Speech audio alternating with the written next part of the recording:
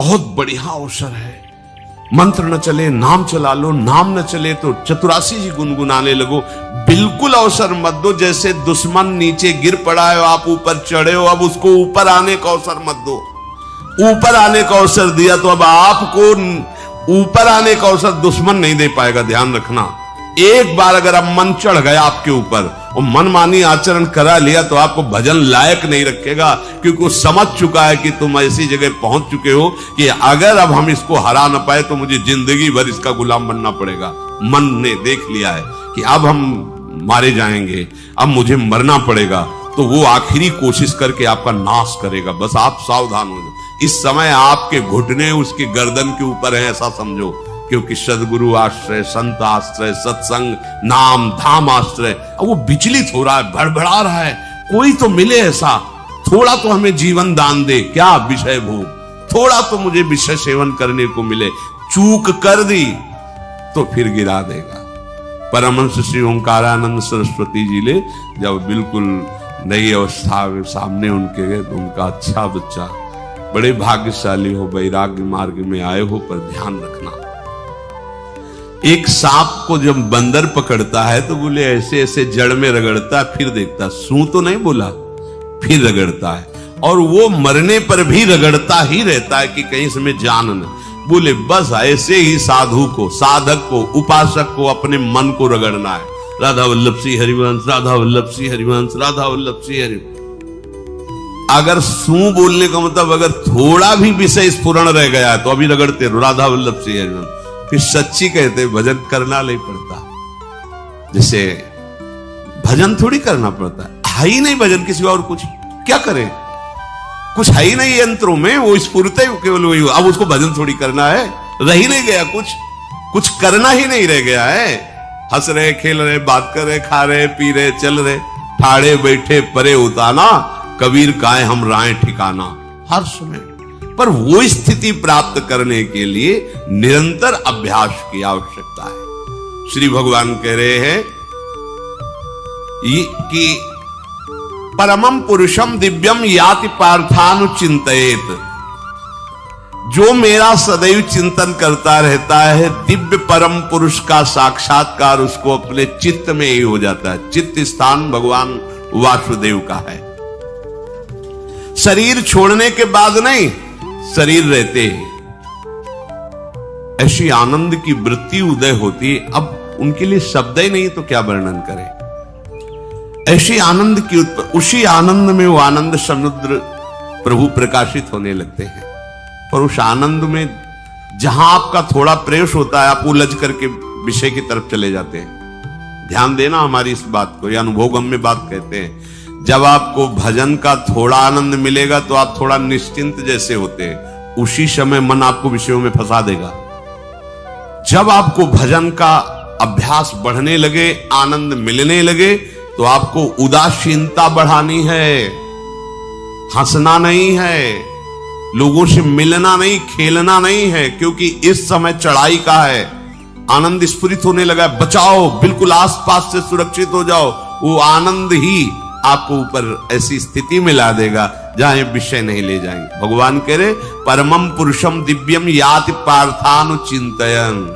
जो निरंतर अभ्यास चिंतन का करता है, उसे चित्त में ही भगवत साक्षात्कार हो जाता है।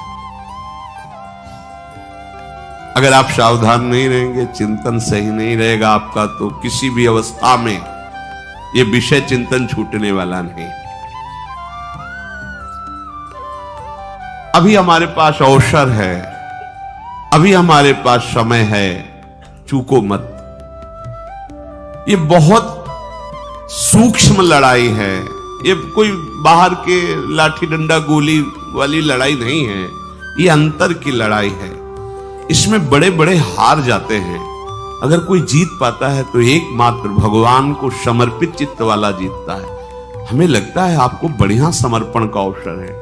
अब आप ये जो मना किया जाता है, उन विषयों का भोग करते हैं, विषयों का सेवन करते हैं, तो फिर ऐसा लगता है अब हम नहीं कर पाएंगे, हमारे पास कोई चांस नहीं रह गया कि अब आपको संभाल सके। इसलिए आप सहयोग कीजिए। ये बाहरी आनंद 4 दिन का है, मान जाओ, बाहरी आनंद। ये श्री जी के मार्ग के लिए हम कह रहे हैं किसी जन्म में भगवत प्राप्ति करनी। अगर आप नहीं कर मानोगे, मनमानी आचरण करोगे तो भ्रष्ट हो जाओगे। ये संसार का स्वरूप है, किसी न किसी बहाने से वो आपको सतमार्ग से हटाएगा। ना किसी को घर आने दो, ना किसी के घर जाओ, ना किसी को रंग लगाओ, ना किसी से रंग लगवाओ। अपनी प्रिया प्रीतम के साथ होली खेलो। यहां जो सत्संग हो रहा है ठीक है, सुना, एकांतिक किया, कुटिया में जाओ चुपचाप, अपने श्री जी को रंग लगाओ, श्री जी के सामने पद गाओ, श्री जी के सामने नाचो, उन्हीं तो भावना में उनके साथ खेलो, किसी और की जरूरत नहीं। कोई अब दूसरा हमें छुए, दूसरा कोई हमारा अपना बने, अब हमें जरूरत नहीं है। देखो हमारी भाषा समझ में आ रही हो तो समझ लेना, नहीं बाद में पछताओगे। किसी को भी अपने साधन कक्ष में प्रवेश मत दो, किसी को अपनी कुटिया में मत आने। अब आप यहां गृहस्थ नहीं हो, यहां भी रह रहे हो, भले गृहस्थ वेश में रह रहे हो, आप वनवासी हो, आप श्री जी के उपासी हो, कोई व्यवहार की जरूरत नहीं। जब ऐसे रहोगे तो श्री जी आएंगे आपसे खेलने। निष्ठा, हृदय में निष्ठा। अब व्यवहार की गुंजाइश नहीं रह गई, हमारे पास समय नहीं व्यवहार का। हमारी बातें मान लो पर आप लोग मानते नहीं हो, इसलिए कोई रंग नहीं चढ़ पा रहा।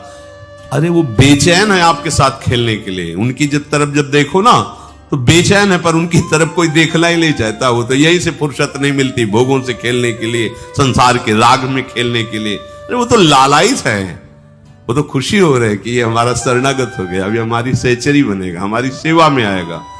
शरणागत होकर के पीठ कर लिया श्री जी की तरफ, मुख कर लिया संसार की तरफ, तो दोनों लाड़िले उदास बैठ जाते हैं। अब क्या करें, ये तो उधर मुख करके जा रहा है, चलो फिर कभी लौटेगा, वो फिर इंतजार कर रहे हैं। विमुख भये निमिषो ना अकृपा, जब चिते तब खूब अभ्यास करो नाम जब। कोई होली दिवाली त्योहारी, हमारा सारा त्योहार लाडली लाल से है, इन्हीं के साथ खेलो। देखो तुम्हें बताएं, जो बच्चा बाहर खेलने नहीं जाता तो माता पिता उसके साथ खेलने लगते। कैसे? घुटने के बल चल रहा है तो वो पिता भी घुटने के बल चलेगा उसके साथ साथ। वो तोतली बोलेगा तो वो भी तोतली बोलेगा। देखा है कभी ऐसा? ऐसा कर। तो ये हमारे स्वामी भी जब देखेंगे कि अरे ये तो किसी से राजी नहीं है, केवल हमसे खेलना चाहता है, इनके लाने का एक ही उपाय है, ध्यान रखना, अनन्य व्रत नहीं चाहिए हमें। और जैसे कल आप सुन रहे थे, पपीहा बन के रहू रे, बस यही चातक व्रत नहीं, हमें नहीं चाहिए। अगर हमारे रंग पड़ेगा तो लाडली लाल का पड़ेगा, हम खेलेंगे तो लाडली लाल के साथ खेलेंगे, नहीं तो अब आजीवन नहीं खेलेंगे, आजीवन नहीं खेलेंगे। अगर हम पाएंगे तो इनकी जूठन पाएंगे, नहीं तो प्राण त्याग देंगे। जिएंगे तो वृंदावन में जिएंगे, नहीं जीवन। ये व्रत चाहिए। काहे को व्यर्थ समय नष्ट कर रहे? धारण करो अनन्य निष्ठा का व्रत। इनको अपनी तरफ आकर्षित करने के लिए अनन्यता ही व्रत है। रसना कटो जो अन रटो, निरखियन फुटो नयन, श्रवण फुटो जो अन सुनो, श्री राधा जसमैन। कोई भी सत्संगी कोई व्यसन न करे, अन्य किसी से संपर्क न करे, खूब पद गाओ, खूब नाचो, अपना दरवाजा कुटिया का बंद करके खूब रो, नाचो, खेलो, कूदो, उन्हीं से वो खेलने लगेंगे। उनको चैन नहीं है आपके सिवा, आप चैन से रह रहे हो। हमारे प्रिया प्रीतम आपका इंतजार कर रहे हैं, तभी आप पर हेतु की कृपा की। ये बात अंदर की समझो, प्रिया प्रीतम अंदर से आपको बहुत प्यार करते हैं, पर हम देखते हैं कि आप प्रिया प्रीतम से प्यार नहीं करते। आप संसार की तरफ बढ़ते जा रहे हो, हाथ फैलाए खड़े, मेरी तरफ आ जा। ये हमारे भगवान नहीं है, ये हमारे लाडली लाल है। हम इनको भगवान नहीं, ये तो प्रेम के खिलौना दो खेलत है, प्रेम खेल। हमारे रसिकों ने इनको भगवान नहीं माना। अगर कोई संकट आया तो अपने आंचल में छुपा के इनको लेके भागे। ये नहीं सोचा कि अखिल लोक ब्रह्मांडों का ईश्वर, इसको छुपा के भागने की क्या जरूरत है। चाहे बिहारी जी को, चाहे राधा वल्लभ लाल को, जब कभी कोई ऐसा भय आया है तो ऐसा नहीं सोचा कि भगवान रक्षा करेंगे, नहीं, इनकी रक्षा हमें करनी है। इनको छुपा करके, कभी काम वन में राधा वल्लभ लाल को, कभी बिहार वन में से बिहारी जी महाराज, छुपा छुपा के अपने अपने ठाकुरों। तो हमारे ये लाडले हैं, प्यारे हैं, इन्हीं के साथ खेलना है, इन्हीं में रहना है, अब इन्हीं के पास रहना है, इन्हीं में रहना है। दो बात ध्यान रखो, इन्हीं के पास रहना है, इन्हीं में रहना है, बस।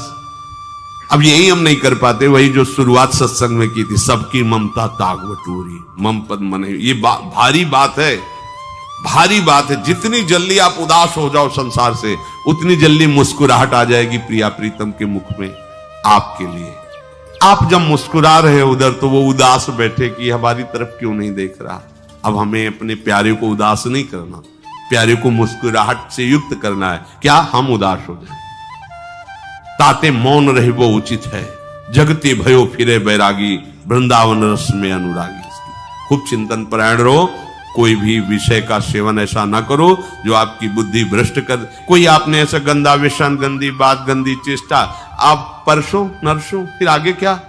आपका जो साधन मार्ग वो ढक जाएगा, फिर प्रमाद छा जाएगा। हमें किसी भी उत्सव में, किसी भी उत्साह में अपनी प्यारी जू की अनन्यता और सिद्धांत को नहीं छोड़ना, अपने मार्ग में चल। ये अध्यात्म है, अध्यात्म। ये दान पुण्य की बातें नहीं है, ये लोक लोकांतर में भटकने की बातें नहीं है, सीधे भगवत प्राप्ति की बातें हैं। यत करोषि, जो भी तुम करोगे वो तुम्हें अपने आराध्य देव के लिए करना है, आराध्य देव को समर्पित करना है। देहाभिमान अभी कुछ ही समय में गलित हो रहा है, ऐसा आपको अनुभव होने लगेगा। कैसे समझेंगे देहाभिमान गलित हो रहा है? जब आपका अपमान हो और आपको कोई फर्क न पड़े, आपका सम्मान हो, आपको कोई हर्ष नहीं हुआ, बड़ा लाभ हो गया, कोई सुख नहीं हुआ, बड़ी हानि हो गई, कोई दुख नहीं हुआ, शरीर स्वस्थ है, कोई हर्ष का विषय नहीं, शरीर अस्वस्थ है, कोई शोक का विषय नहीं। यह है देहाभिमान गलित होने का स्वरूप। यत करोषि, तो जो भी हम करें, पापाचरण भी करें तो श्री भगवान को अर्पित कर दें। बोले नहीं, तस्मात् शास्त्रम प्रमाणम ते कार्याकार्यो व्यवस्थितो। जो तुम्हें करना है उसमें प्रमाणित कार्य करने हैं, शास्त्र के अनुसार। यत करोषि, अब जो भी करोगे शास्त्र सम्मत करोगे और प्रभु को समर्पित करोगे। देहाभिमान बहुत जल्दी गलित हो जाएगा। यदश्नाशि, अशन भोजन, जो भी पाओगे पहले प्रभु को भोग लगाओगे, देहाभिमान गलित हो जाएगा। मान लो मेरी बात, ये सब 4 दिन के उत्सव, 4 दिन की चांदनी है। शोक समाज पूरा तैयार हो रहा है हमारे ऊपर आक्रमण करने के लिए। तुम्हें क्या पता? शोक का अंधेरा छाने के पहले ही व्यवस्थित जहां पहुंचना है वहां पहुंच जाओ, फिर अंधेरा छा जाएगा, कोई फर्क नहीं पड़ेगा। अभी आप यात्रा ही नहीं प्रारंभ किए हैं और अंधेरा आ गया तो मार्ग ढक जाएगा और जीवन व्यर्थ चला जाएगा। कुछ भी मत खाओ। कैसी धूर्तता हमारी बुद्धि में बैठी है। रसेंद्री की तृप्ति के लिए हम गुरुजनों की आज्ञा को रौन करके चंद विषयों का सेवन करते हैं। धिक्कार है जीवन को। यदि आज्ञा उल्लंघन करके अमृत भी पीने को मिले तो विष हो जाएगा, ध्यान रखना। इंद्रियों की चाटुकारिता करते हद हो गई। अरे संसारी पुरुष में ऐसा देखे तो चलो, लेकिन जो भगवत मार्ग के पथिक, धिक्कार तुम्हारे जीवन को। प्रियाजू को बिना भोग लगाए अर्पित किए तुम पाने के लिए उत्साहित कैसे हो रहे हो? जिन वस्तुओं को निषेध किया गया है उनकी तरफ स्वप्न में भी अगर गति हो तो जलन होनी चाहिए कि स्वप्न में भी हमने कैसे स्वीकार कर लिया। कभी कभी ऐसा लगता है कि भगवत प्राप्ति बहुत कठिन है, ये समझने वाले नहीं। मेढक को तौलने का अगर हमें आदेश मिले तो तौलना बहुत कठिन है। 5 रखो, 2 उधर छिटक के चले गए, उनको घसीटो तो 3 पहले वाले फिर उतर के चले। ऐसे है, सावधान हो जाओ। ये आज्ञा का उल्लंघन तुम्हारे लिए नारकी गति का काम करेगा। अगर आज्ञा है कि अमृत नहीं पीना तो मत पीना, नहीं वो विष हो जाएगा। और अगर आज्ञा है विष पी लीजिए तो गरल सुधा रिपु करहि मिताई, गोपद सिंधु अनल शीतलाई। वो विष अमृत हो जाएगा, तुम्हारा शत्रु तुम्हारा मित्र हो जाएगा। ये भव समुद्र गाय के खुर के गड्ढे के समान हो जाएगा। आज्ञा पालन बहुत बड़ी सिद्धि है। ये मूढ़ता का त्याग कीजिए। आप जानते हो, जानते नहीं है? नहीं, तुम नहीं जानते हो, तुम्हें वो जान रहे हैं। अगर तुम अपना आनंद चाहते हो, सुख चाहते हो, तो आज्ञा पालन करो। इसी से देहाभिमान गलित होगा। तुम्हारी एक एक वृत्ति उस सर्वात्मा प्रभु बैठे देख रहा है, और उन्हीं के रिझाने के लिए तो तुम्हें मानव देह मिली, भगवत मार्ग मिला। ये ध्यान रखो, एक बार भी बिना भोग अर्पित किए हुए जो पाओगे वही तुम्हारी बुद्धि भ्रष्ट कर देगा। देख लो आंख खोल के कैसे बुद्धि भ्रष्ट होती है। वो अपने आराध्य देव इष्ट देव की ही निंदा करने लगता है, आराध्य देव इष्ट देव के विपरीत चलने लगता है। ये बुद्धि गिरी मतलब सर्वनाश। जो शास्त्र में कहा गया है, कामः संजायते क्रोधा क्रोधा स्मृति विभ्रमा स्मृति भ्रंशात् बुद्धिनाशो, बुद्धिनाश को ही कहा गया प्रणश्यति, नष्ट हो गया, वो किसी काम का नहीं। यत करोषि, जो भी कर रहे हो वो प्रभु के लिए हो और प्रभु को अर्पित करो। यदश्नाशि, जो भी असन भोजन करते हो, जो भी तुम्हारी जिह्वा में जाए, अगर तुम इसी जन्म में भगवत प्राप्ति करना चाहते हो तो बिना भोग लगाए मत पाना, मान लीजिए।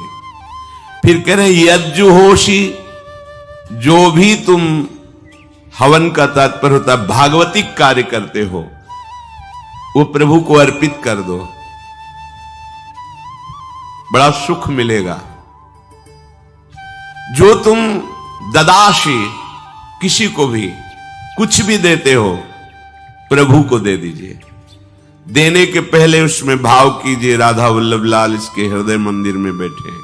अब भोजन जल वस्त्र जो भी आपको उसको दिया तो उस व्यक्ति को नहीं दिया, सीधे ठाकुर जी को दिया, राधा वल्लभ लाल को दिया।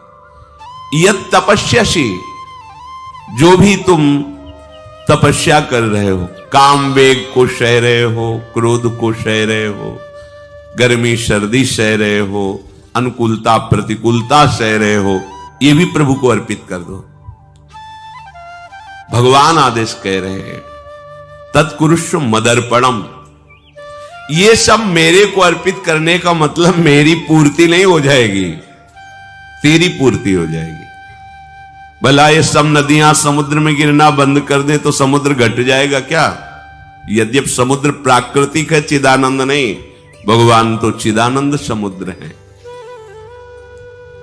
कोई भी नदी चाहे बाढ़ युक्त जाके गिरे या गिरना बंद कर, समुद्र में कोई फर्क नहीं पड़ता।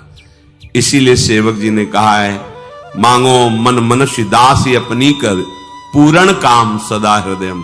हे पूर्ण काम प्रभु, यद्यपि आपको मेरी जरूरत नहीं है, पर मैं अपने लिए मांग रहा हूं कि अपनी दासी बना लीजिए। मद भक्तो मईश्वरे सर्वज्ञे परम गुरु वासुदेवे समर्पित सर्वात्म भावः यत् पश्यति शृणोति स्पृशति वा सर्वमेव भगवान वासुदेवः इत्येवं गृहाविष्ट बुद्धिर मद भक्तः सन एतत् यथोक्तम सम्यक दर्शनम विज्ञाय मद भावाय मम भावो मद भावः परमात्म भावस्तस्मै परमात्म भावो योपपद्यते युज्यते घटते मोक्षम गच्छति। वेद कहता है, भगवान की वाणी, मद भक्तो, जो मेरा भक्त हो गया है। अभी हम देह भक्त हैं, भोगों के भक्त हैं, विषयों के भक्त हैं, काम क्रोध लोभ मोह जब जो चाहता है हमें परास्त कर देता है। लेकिन जो मद भक्तो हो गया उसको नहीं। बाहरी वेश परिवर्तन से मद भक्तो नहीं होता। कभी कभी हंसी आती है कि अमृत कुंड को छोड़ करके मल कुंड का स्वाद लेने के लिए कितना लालायित है जीव। कैसी मंद बुद्धि, मतलब एकदम लगता है कि वाह प्रभु आपकी है विचित्र माया है। ये इधर कूदे तो अमृत कुंड है, इधर कूद रहा है मल कुंड है। वो जानबूझ करके अमृत को त्याग करके मलकुंड में जा रहा है, जहां हमारी प्यारी जी और प्यारे जी की ऐसी सुख वृत्ति है, वेणु कानन कुणित श्रवण सुंदर सुनत मुक्ति सम सकल सुख पाए पग पेलिरी। मोक्ष सुख को भी लात मार करके जिस सुख में बढ़ा है, कैसा कैसा तुम्हारा आश्रय है। हमारे युगल सरकार का ऐसा सुख है कि मोक्ष सुख थूक देने योग्य हो जाता है, और आप युगल सरकार को एक तुच्छ विषय के लिए छोड़ देते। कैसे भक्त हो तुम, कैसे हो तुम? खुद प्रश्न करके देखो, कभी तुम्हें अपने ऊपर धिक्कार नहीं आता? अपने को बहुत चतुर समझते हो, अपने को बहुत प्रवीण समझते हो कि कोई नहीं जानता हम क्या खाते हैं, कोई नहीं जानता हम कहां जाते हैं, कोई नहीं जानता हम कैसे खिलाड़ी हैं कि खेल रहे हैं। अरे पागल, तू कैसा खेल रहा है? ये जगन नाटक वैभवा, वो बैठे हुए डायरेक्टर सब कुछ देख रहा है और तुम्हारी कहानी लिख रहा है। बहुत होश में हो जाओ, हर समय तुम दृष्टि में हो, ऐसा मत समझो। मद भक्तो मईश्वरे सर्वज्ञ, समझ मैं सर्वज्ञ हूं, मैं सब कुछ देख रहा हूं। परम गुरु, मैं गुरुओं का भी गुरु, परम गुरु हूं। भगवान बोल रहे, वो है, वही परम गुरु है, क्योंकि गुरु शब्द ही उन्हीं के आगे है, दूसरा कोई नहीं, कोई है ही नहीं दूसरा, दूसरो न कोई, वही परम गुरु है, क्योंकि उनके सिवा कोई है नहीं, वही है परम गुरु। बड़े करुणा में है।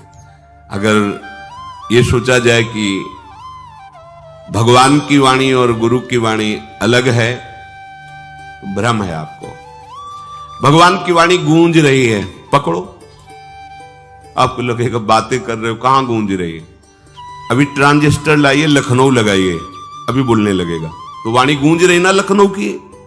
कानपुर लगाइए, कानपुर बोल लेगा, क्योंकि उसमें पावर है उस वाणी को घसीटने का।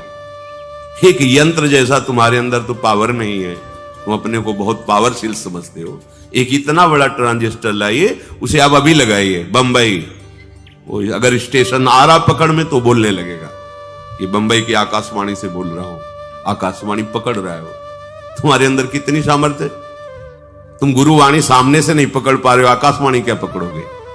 बहुत ज्ञानी, बहुत विज्ञानी, वो एक यंत्र पकड़ रहा है लोक के स्टेशनों को। अगर तुम मंत्र पकड़ लो तो तुम भगवान की वाणी ऐसे सुनोगे, ऐसे देखोगे, कहीं दूर थोड़ी है, सामने नृत्य करते रहते हैं। नेत्र खुले थोड़ा, पावर आप में है, जो मंत्र मिला है वो यंत्र पकड़ता है स्टेशन, पावर तुम्हारा सीधे पावर हाउस को पकड़ेगा। अखिल ब्रह्मांडों का पावर वासुदेवा समर्पित सर्वात्म भावः, तो यत् पश्यति यत् शृणोति स्पृशति, वो भगवान का स्पर्श करेगा, भगवान की वाणी सुनेगा, भगवान को ही देखेगा।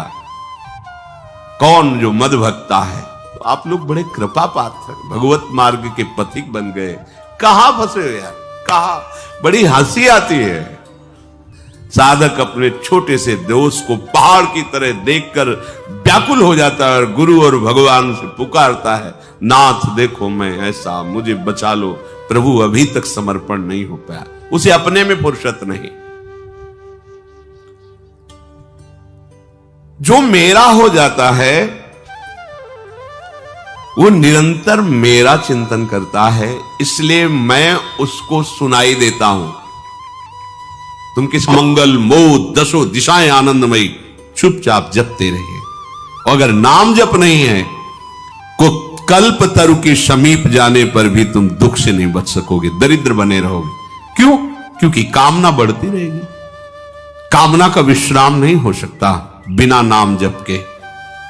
कल्पतरु जो चाहे वो इच्छा पूर्ति करता है, लेकिन कल्पतरु के नीचे जाए कहते प्रिया प्रीतम के दर्शन हो जाए, कल्पतरु में सामर्थ्य नहीं है।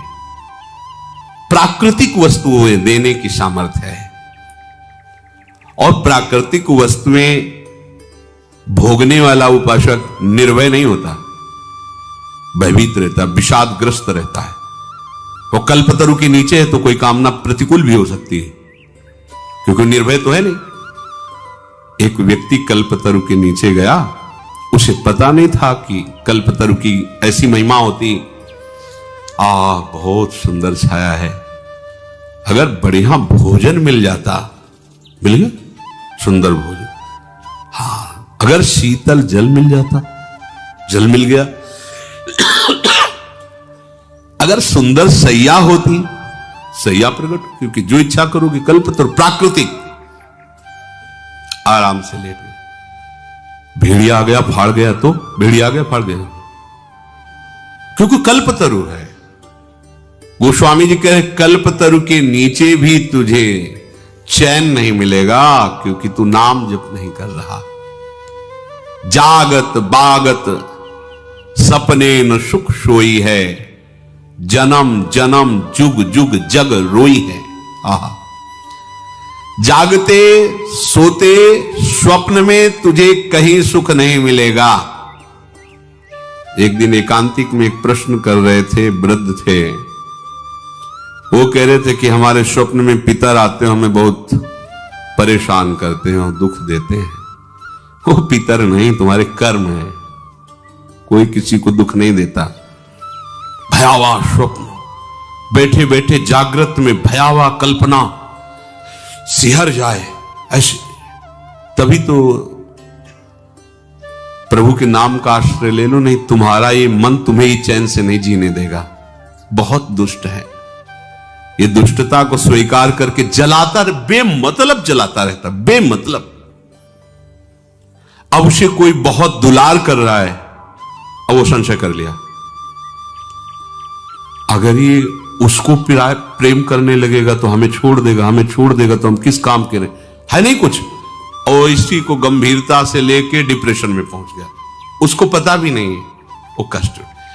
जिस वस्तु से सुख ले रहा है, अगर ये वस्तु खत्म होगी, आगे ना मिली तो फिर क्या होगा, अगर ये व्यक्ति मर गया तो क्या होगा, क्या कल्पना करके इसे भय उपस्थित करके उसे दुखी करना। जागत, देखो ना, इतना वो परेशान हो जाते हैं मन से कि व्यसन करते हैं कि थोड़ी देर मन बेहोश हो जाए। अब उनको एक दवाई मिल गई मन को शांत करने की, व्यसन वो और गंदा कर दिया मन को, और उसको दवा एक ही है, नाम। जागत बागत मन सोते हुए, सपने स्वप्न में भी तुझे कभी शांति नहीं मिल पाएगी, सुख नहीं मिल पाएगा यदि नाम जप नहीं कर रहा। जागत बागत सपने ना सुख सोई है, जन्म जन्म जुग जुग जग रोई है। नाम जप नहीं, भगवत आराधना है तो बाहर इससे बचाव नहीं हो सकता, वृत्ति गिरेगी। बलवान इंदी ग्रामो विद्वानम अपि कर्षति, भ्रष्ट हो गए। और बेविचारी की कहीं शुभ गति होती क्या?